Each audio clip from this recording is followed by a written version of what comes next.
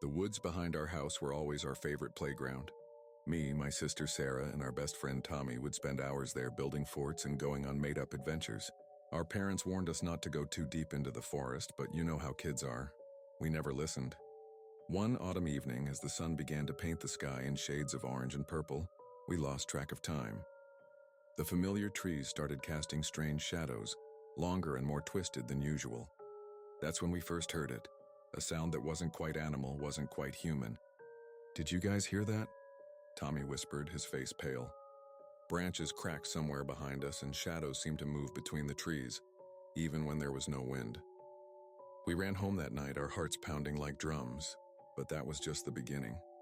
That night, all three of us had the same terrifying dream.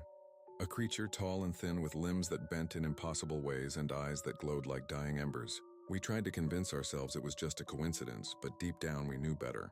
The next day, drawn by some unexplainable force, we found ourselves back in the woods. Everything felt wrong. The air was thick and heavy, and even the birds had stopped singing. That's when we saw it. The creature from our nightmare standing between the trees, exactly as it had appeared in our dreams. We ran, oh how we ran. But the woods seemed different now, like a maze that kept changing. Every path we took led us deeper into darkness. The creature toyed with us, appearing and disappearing, its horrible laugh echoing through the trees. Night fell and we were lost, huddled together under an old oak tree.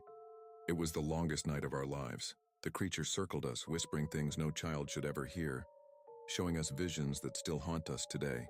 We could feel its cold breath on our necks, hear its claws scraping against tree bark.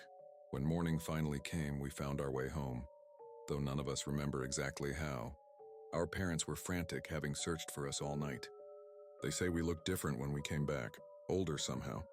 That was 5 years ago. We've never set foot in those woods again. Sometimes on dark nights we can still hear it calling, trying to lure us back. But we know better now. Some playgrounds aren't meant for children, and some creatures should stay in our nightmares where they belong.